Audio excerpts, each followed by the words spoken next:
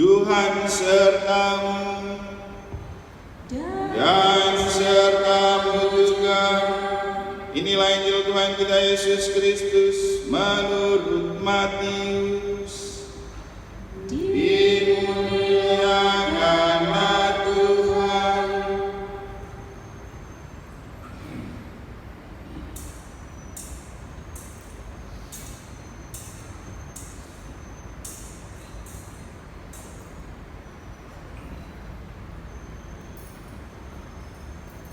Sekali peristiwa, berkatalah Yesus, Aku bersyukur kepadamu ya Bapa, Tuhan langit dan bumi, sebab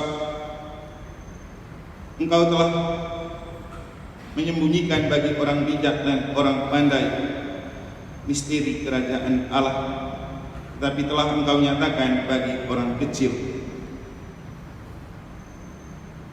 Ya Bapa, itulah yang berkenan kepadamu. Semua telah diserahkan kepadaku oleh Bapakku, dan tidak seorang pun mengenal Putra selain Bapa, dan tidak seorang pun mengenal Bapa selain Putra, serta orang-orang yang kepadanya Putra itu berkenan menyatakan Bapanya. Marilah kepadaku, kamu semua yang letih lesu dan berbeban berat, aku akan memberikan kelegaan kepadamu.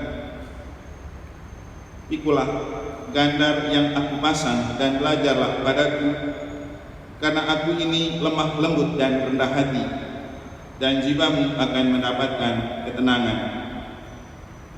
Sebab gandar yang aku pasang itu menyenangkan dan bebanku pun ringan. Berbahagialah orang yang mendengarkan sabda Tuhan dan tekun melaksanakannya. Sabda-Mu adalah jalan, kebenaran dan hidup kami.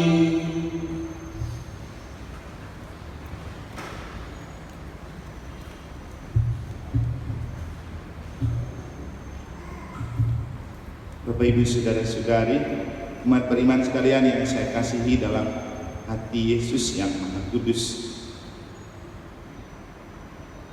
Ketika Yesus berbicara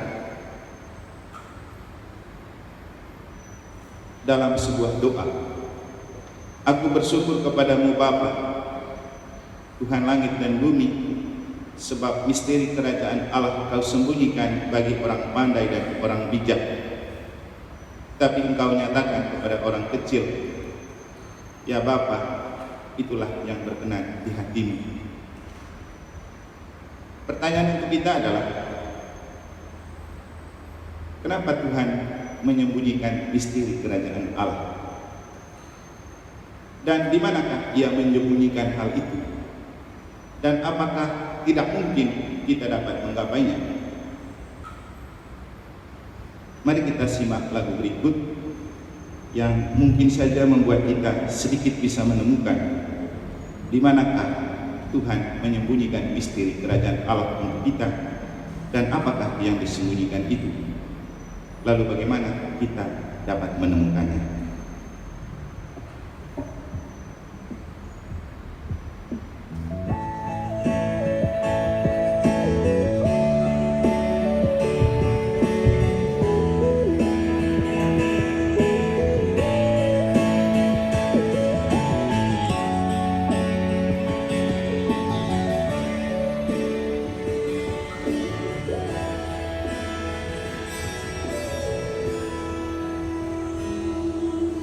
Ku berjalan mencari-Mu Tuhan, dalam benak yang tiada henti. Ku ingin mendapat kasih-Mu Tuhan, ku cari dan ku cari. Ternyata Engkau ada di hatiku, begitu sejuk nyaman rasanya. Manakala ku duduk sejenak dalam doa, sembah Engkau Tuhan, ku rasakan kesegaran hidupku, ku cari dan ku dapat cintamu dalam hening doaku. Lagu yang selengkapnya bisa disimak di channel YouTube yang sedang mensiarkan perayaan Ekaristi Kudus ini di Romeo Martin Ano.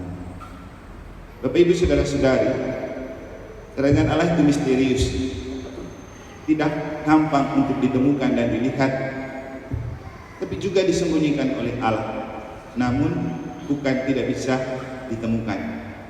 Di mana Tuhan menyembunyikan dan di mana kita bisa dapat menemukan. Kepenatan hidup di dunia membuat kita stres, kalut, makan hati, kepikiran. Semakin sering hati kita penat dan pikiran kita penat, maka semakin susah kita menemukan kalau ada Tuhan di hati. Ketika Tuhan tidak ada di hati dan susah kita ketemukan, maka pasti juga kita akan kehilangan kasih, karena kata Santo Yohanes dalam bacaan kedua, Allah adalah kasih. Dan kalau kita sudah kehilangan kasih, pasti kita selalu hidup dalam ketidaktenangan. Kita selalu hidup dalam bayang-bayang maut. Kita selalu hidup dalam seperti jengkel-jengkel terus, tidak suka terus, maunya makan orang terus. Itu semua terjadi karena kita sudah kehilangan Allah di hati dan otomatis juga kehilangan kasih. Orang yang penat, galau, stres akan susah menemukan kebahagiaan hidup dan juga akan sulit untuk mengekspresikan sukacita dan kebahagiaan kepada sesama.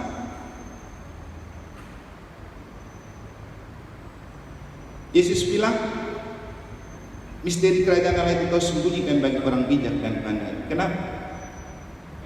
Karena ketika orang tenang, duduk, diam dalam keheningan, berusaha bersikap bijak, dia akan mampu menemukan. Maka dalam keheningan kita bisa menemukan Tuhan. Dalam keheningan doa, seperti lagu tadi. Ku berjalan mencari Tuhan dalam penat yang tiada pernah henti. Ku cari dan terus ku cari, ternyata Engkau sudah ada di hatiku. Dan memang Tuhan selalu ada di hati kita. Tetapi karena hati kita tidak dibiarkan untuk dihuni oleh Tuhan, tapi dihuni oleh macam-macam persoalan dalam hidup, itu sebabnya yang membuat kita kehilangan Tuhan dari dalam hati. Hati lalu menjadi gelap, tumpul, mati rasa. Tuhan paham betul bahwa hidup dengan segala pergulatan di dunia ini melemparkan Tuhan dari dalam hati kita dan membentengi hati kita untuk tidak mampu mencintai dan mengasihi dengan tulus. Maka Tuhan membuka hatinya dalam hati kudus Yesus. Ketika kita melumuri hati kita dengan kejahatan, kedengkian, iri, dan juga kejahatan yang membuat dosa, Tuhan membalutnya dengan kasih. Kasih yang mengalir dari hati Yesus. Dan menurut Santo Yohanes dalam bacaan kedua, Yesus adalah tanda kasih Allah yang paling konkret. Makanya dalam Injil Yesus bilang apa? Datanglah kepadaku kalian yang letih memikul beban berat, aku akan memberikan rasa lega kepadamu dan bebanmu pun ringan. Tuhan tahu bahwa persoalan dan perkara hidup di dunia telah melemparkan hati kita. ke dalam kegelapan, ke dalam kepenatan, dan bahkan melemparkan Tuhan dari dalam hati. Tapi Tuhan tidak tega untuk Dia tidak kembali menghuni hati kita, untuk kembali merendra cinta dan kasih di dalam hati sebagai bait Allah. Maka Ia menganugerahkan hati kudus Yesus dengan kasih yang mengalir di dalamnya, untuk menyucikan hati kita, membalut kembali hati kita, agar hati kita menjadi mahkota dan bait Allah, dan bersama Allah kita mampu mengasihi.